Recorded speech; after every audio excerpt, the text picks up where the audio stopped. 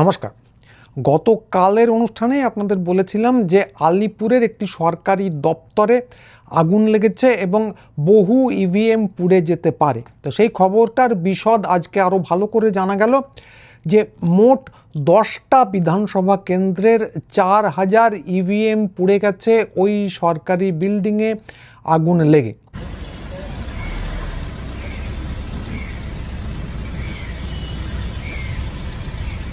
তো কি করে পুড়লো সেটারও বিশদ জানা গেছে যে প্রথমে আগুন লেগেছিল 3 এবং 4 তলায়, 3rd এবং 4th ফ্লোরে ওই বিল্ডিংটির।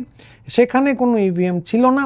তারপরে আগুন সোজা লাফিয়ে চলে যায় 7 এবং 8 নম্বর তলায়, সেখানে নির্বাচনী দপ্তর ছিল এবং সেখানেই 4000 ইভিএম ছিল এবং সবকটা পুড়ে নষ্ট হয়ে গেছে।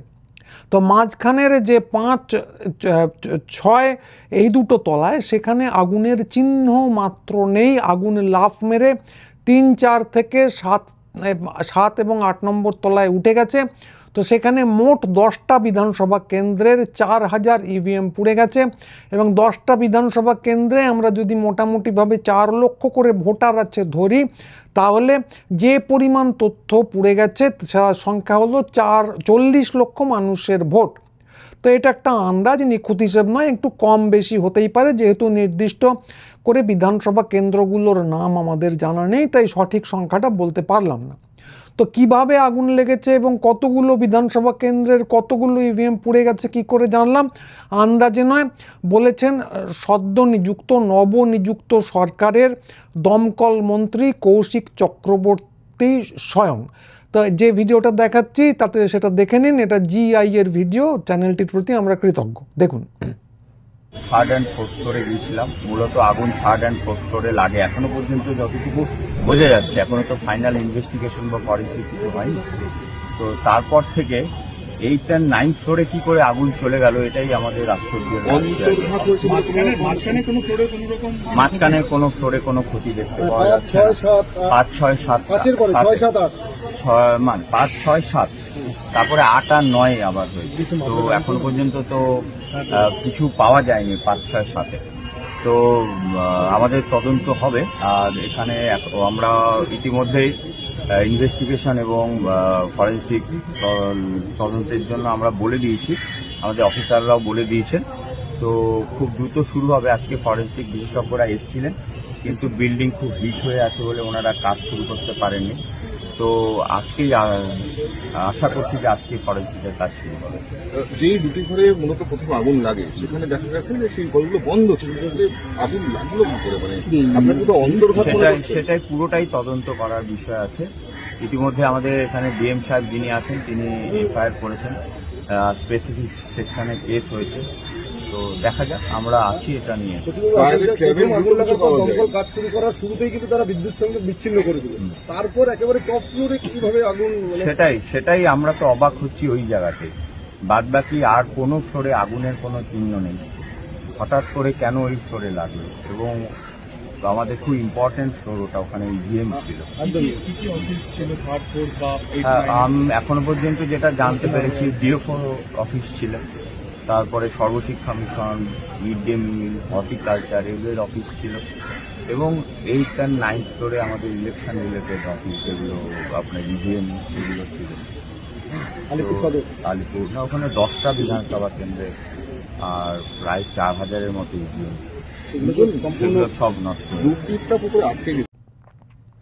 তো শুনতেই পেলেন, মন্ত্রী বলেছেন ব্যাপারটা খুবই রহস্যজনক। তো সে নিয়ে কোনো সন্দেহ নেই, মানে আমাদেরও অন্তত আপাত দৃষ্টিতে সেরকমই মনে হচ্ছে। সন্দেহজনক কেন?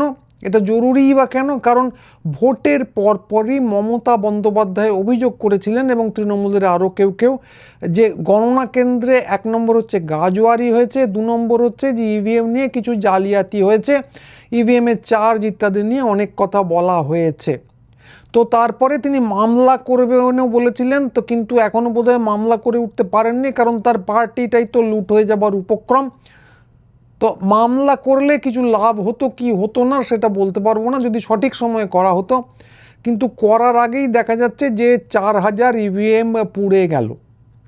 তো ওদিকে বাংলার যারা সুবিখ্যাত সংবাদ মাধ্যম যারা তিল দেখতে না পেলেও, মানে কোনো জায়গায় তিলও নেই, তিলমাত্রও কিছু নেই, তারা সেখানেও তাল গাছ খুঁজে বার করে নানা জায়গায় অজস্র তথাকথিত ইনভেস্টিগেটিভ জার্নালিজম বা তদন্তমূলক সাংবাদিকতার পরাকাষ্ঠা করে একদম দেখিয়ে দেয়। সেই ইভটিজিংয়ের ঘটনা থেকে আরজি করে অজস্র গুজব রটনা থেকে শুরু করে নানা জায়গায় আমরা সেটা দেখতে পেয়েছি।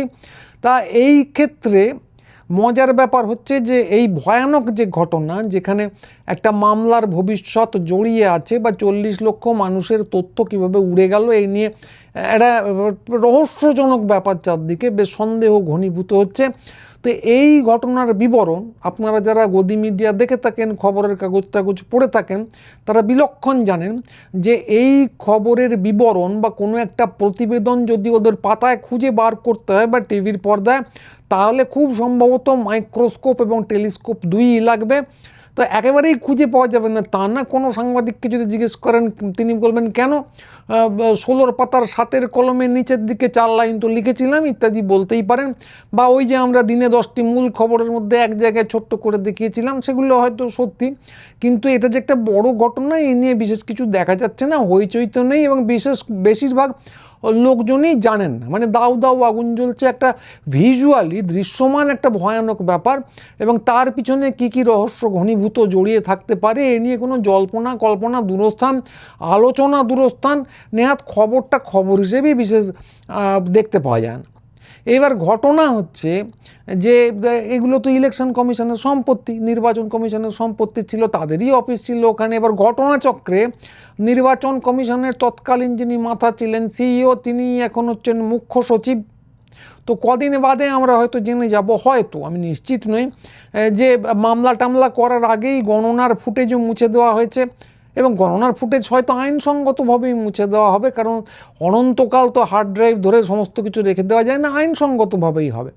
তো এই যে পুরোটা বললাম, কেউ ভাববেন না যে রহস্যজনক মানেই কিন্তু কোনো অপরাধ সেখানে ঘটেছে। খুব সম্ভবত কিচ্ছু ঘটেনি, খুব সম্ভবত পুরোটাই কাকতালীয়। মানে মামলা করবেন বললেন একজন, জালিয়াতির অভিযোগ হবে বললেন একজন, তারপর মুখ্য সচিব হয়ে গেলেন, নির্বাচন কমিশনারের সিইও যিনি, তিনি হয়ে গেলেন মুখ্য সচিব। তারপর 4000 ইভিএম হঠাৎ করে পুড়ে গেল, মন্ত্রী এসে বললেন খুব রহস্যজনক, এবং খবরের কাগজ বা সংবাদ মাধ্যমে এ নিয়ে খবর টবর বিশেষ দেখাই যাচ্ছে না। তো আমাদের ধরে নিতে হবে, যেহেতু নতুন জমানা এসে গেছে, তাই ধরে নিতে হবে এর পুরোটাই হয় খানিকটা নিছক দুর্ঘটনা, কিংবা বাকিটা সম্পূর্ণ কাকতালীয়। তো কেন ধরে নিতে হবে? কারণ কাকতালীয় ঘটনা যে একটাই ঘটছে তা তো নয়, কাকতালীয় ঘটনা পরের পর ঘটে চলেছে। ধরুন এই 2-4 দিন আগের ঘটনা, মীনাক্ষী নটরাজন এই দিন কতক আগে রাজ্যসভায় প্রতিদ্বন্দ্বিতা করতে গিয়েছিলেন হচ্ছে মধ্যপ্রদেশ থেকে কংগ্রেসের প্রার্থী হিসেবে। তো রাজ্যসভায় কি করে নির্বাচন হয় তো আপনারা জানেন যে বিধানসভার সদস্যরা রাজ্যসভার প্রার্থীকে মনোনয়ন করেন, মানে ভোট টোট দিয়ে। তো তিনি মনোনয়নপত্র দাখিল করেছিলেন কংগ্রেসের হয়ে, এবং যথেষ্ট পরিমাণে সংখ্যাও ছিল নির্বাচিত হবার। তো তাঁর মনোনয়ন গেল বাতিল হয়ে, কারণ বিজেপির দিক থেকে, মাফ করবেন, বিজেপির দিক থেকে অভিযোগ ছিল যে তিনি হলফনামায় নাকি তাঁর সম্পর্কে একটা এফআইআর বা ক্রিমিনাল কেস নাকি উল্লেখ করেন।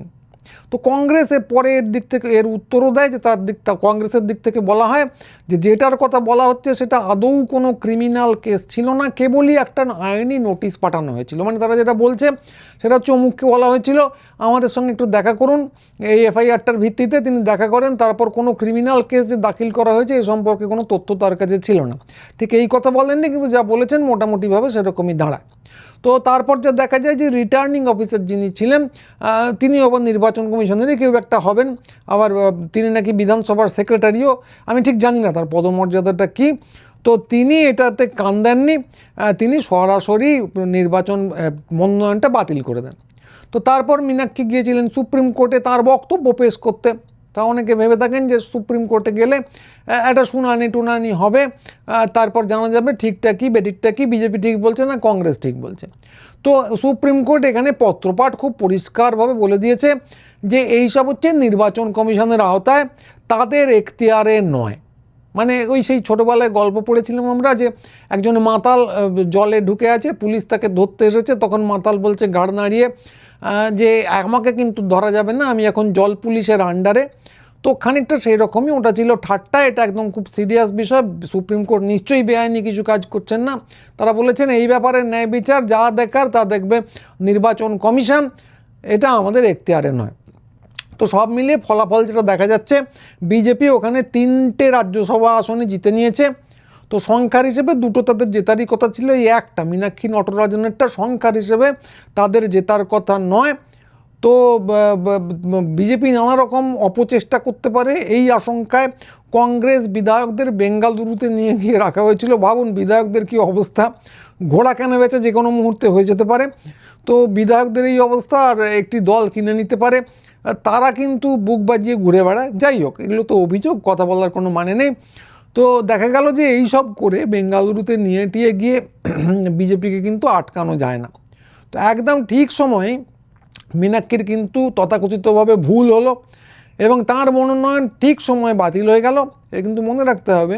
তো যেহেতু নতুন জমানা এসে গেছে, তাই এই সমস্ত কিছুই কিন্তু অনেক অভিযোগ থাকলেও, অনেক সন্দেহ থাকলেও, এগুলো কিন্তু সবই আসলে কাকতালীয় ঘটনা। তো এই যে দুটো মাত্র কাকতালীয় ঘটনা তা নয়, যে কাকটা উড়লো আর তালটা পড়ে গেল, এটা কিন্তু বারবার ঘটছে। কীরকম না, এর আগে ধরুন সংসদের রাঘব চাড্ডা, অশোক মিত্তাল, রাঘব চাড্ডা তো এমন বড় বড় কথা বলছিলেন, তিনি যেন ভারতবর্ষের বিপ্লব এনে দিচ্ছেন। তো সে অন্য প্রসঙ্গ। এরা ছিলেন হচ্ছেন পাঞ্জাবের আপ সাংসদ। তো তারা একদম আপকে ভেঙে 2/3 সংখ্যাগরিষ্ঠতা নিয়ে যোগ দিয়ে দিলেন বিজেপিতে। এই তো কয়েক মাস আগের ঘটনা। তো এইটা সম্পূর্ণ আইনসঙ্গতভাবে হয়েছিল, কারণ 2/3 সাংসদ নিয়ে অন্য দলে যোগ দেওয়া যায়, দলত্যাগ বিরোধী আইনে আটকায় না। তো কিন্তু কথা হচ্ছে, তার আগে কিছু ঘটনা ঘটেছিল, কিছু অভিযোগ উঠেছিল। ঘটনাটা কি না, যে দুজনের নাম বললাম তাদের মধ্যে একজন অশোক মিত্তাল, তার সম্পত্তিতে নানা অভিযোগ নিয়ে ইডি কিন্তু হানা দিয়েছিল। তো এই নিয়ে আপের তরফে বিভিন্ন রকম অভিযোগ করা হয়েছে, বলেছেন যে অপারেশন লোটাসের অন্তর্গত এই সমস্ত। কিন্তু কথা হলো যে মনে রাখতে হবে যে নতুন জমানা এসে গেছে। ওই যে ইডি হানা এবং 2/3 ভেঙে যোগদান করা, এই দুটো সম্পূর্ণ আলাদা আলাদা ঘটনা, ইন্ডিপেন্ডেন্ট ইভেন্ট। ওই যেটাকে বলছিলাম কাক উড়লো এবং তাল পড়ে গেল, এদের মধ্যে কোনো কিন্তু সংযোগ নেই। তো এইটাই শেষ নয়, একদম সাম্প্রতিককালে যেটা আপনারা সবাই জানেন যে তৃণমূল সাংসদদের অনেকেই নাকি বিদ্রোহী হয়েছেন এবং শোনা যাচ্ছে তারা একটা আলাদা ব্লক তৈরি করবেন। শোনা যাচ্ছে বলছি কারণ নানা রকম জিনিস বাজারে উঠছে, কিছু সই উঠছে, মাঝে মাঝে শোনা যাচ্ছে সেগুলো নাকি জাল, কোনো সই জালের কেসে আবার সিআইডি তদন্ত হচ্ছে। ফলে ওসবের মধ্যে আমি ঢুকবো না, কি দরকার বাবা, শোনা যাচ্ছে অবধিই থাকা যাক। খবরের কাগজে যেহেতু বেরিয়েছে আমি সাক্ষ্য রেখেই বলছি। তো এর আগে কী ঘটেছে সেগুলো আমরা জানি, যে 35 লক্ষ নাম অন্তত বাংলায়, পশ্চিমবঙ্গে ট্রাইব্যুনালের আওতায়। বাকি ছেড়ে দিলাম, 35 লক্ষ নাম পশ্চিমবঙ্গে এখনও ট্রাইব্যুনালের আওতায়, যারা বলছেন তারা ভোটার, কিন্তু তারা ভোট দিতে পারেননি বিগত নির্বাচনে। তো এই 35 লক্ষ মানুষকে ঝুলিয়ে রেখে পশ্চিমবঙ্গে একটা নির্বাচন হয়েছে, অবাধ নির্বাচন হয়েছে সেটা, এবং তাতে বিজেপি জিতেছে। এটা হলো ঘটনা, এটা প্রথম ঘটনা। দ্বিতীয় ঘটনা হলো যে তৃণমূল সাংসদ কীর্তি আজাদ এই গতকালই একটা অভিযোগ করেছেন যে সমস্ত সাংসদরা ছিলেন নতুন নির্বাচিত হয়েছেন অথবা পুরনো, তাদের প্রত্যেককেই নানাভাবে চাপ দেওয়া হয়েছে। তো চাপের বর্ণনা দিয়েছেন, সেগুলো অভিযোগ। তো চাপ কীরকম আসতে পারে তো আপনারা আন্দাজ করতে পারেন, আর নতুন করে বলার কিছু নেই। তো এই অভিযোগ করেছেন। তো এই যে অভিযোগ, এটা সত্যি কিনা জানা নেই। আর ওই যে 35 লক্ষ নামকে ঝুলিয়ে রেখে পশ্চিমবঙ্গে অবাধ ভোট হয়েছে এবং বিজেপি জিতেছে, এটা তো ঘটনা। তো কথা হচ্ছে, এরপরেই তৃণমূল সাংসদরা যোগদান করে ফেললেন বা চেষ্টা করছেন একটা নতুন ব্লক তৈরি করার, এটাও শোনা যাচ্ছে। কিন্তু মনে রাখতে হবে যে যেহেতু নতুন জমানা এসে গেছে, তাই এদের মধ্যে কোনো সম্পর্ক নেই। আবারও কাকটা উড়েছে এবং তালটা পড়েছে, সংযোগ খুঁজে বার করার কোনো কারণ নেই। তা যে সমস্ত সাংসদরা যোগ দিচ্ছেন, আগেই বললাম সাংসদের যে কী অবস্থা আজকাল আর ভাবা যায় না। মানুষ ভয় পায়, মানে আমাকে ভয় দেখালে তো আমি ভীষণ ভয় পেয়ে যাবো, এ নিয়ে কোনো সন্দেহ নেই। কিন্তু কথা হচ্ছে, যদি এত ভয় কারো থাকে, কাউকে যদি ঘোড়া মতো কেনা বেচাই করে ফেলা যায়, তাদের রাজনীতিতে যোগদান করার শখটা কেন, সেটা আমি ঠিক বুঝতে পারি না। যাক, সেটা অন্য প্রসঙ্গ। আপাতত আমরা ধরে নিচ্ছি যে এই সমস্ত কিছুই হচ্ছে কাকতালীয়, ধরে নিতে হবে এই সমস্ত কিছুই কাকতালীয়। কাকটা উড়লো এবং তালটা পড়লো, এই দুটোর মধ্যে কোনো সম্পর্ক নেই। তো এই সমস্ত কাকতালীয় ঘটনা যোগ করলে যেটা দেখতে পাচ্ছি আমরা সেটাও কাকতালীয়।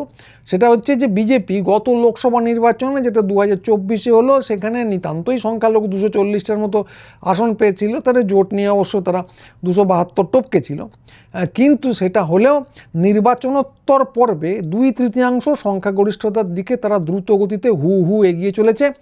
একবার সেটা পেয়ে গেলে ডিলিমিটেশন সহ যা যা আইন পাশ করাতে চায় সবই টপাটপ পাশ করিয়ে ফেলতে পারবে। আপাত দৃষ্টিতে ব্যাপারটা বেশ সন্দেহজনক, কিন্তু আসলে তা নয়। আসল কথা হচ্ছে আচ্ছে দিন টপকে এখন অমৃতকাল এসে গেছে। এই সব সময় এই সমস্ত কাকতালীয় ঘটনা কিন্তু ঘটেই থাকে। নইলে তো আপনারা গদি মিডিয়ায় সন্ধেবেলার ওই ঘণ্টাখানেকে যেখানে আসর বসে সেখানে চুলচেরা বিশ্লেষণে নানা রকম তদন্তমূলক অনুসন্ধানমূলক প্রতিবেদন দেখতেই পেতেন। পাচ্ছেন না যখন, ধরে নিন সবই কাকতালীয়। তো আজকে এইটুকুই, সবাই ভালো থাকবেন। পরের ভিডিও নিয়ে আবার খুব তাড়াতাড়ি আসবো। নমস্কার।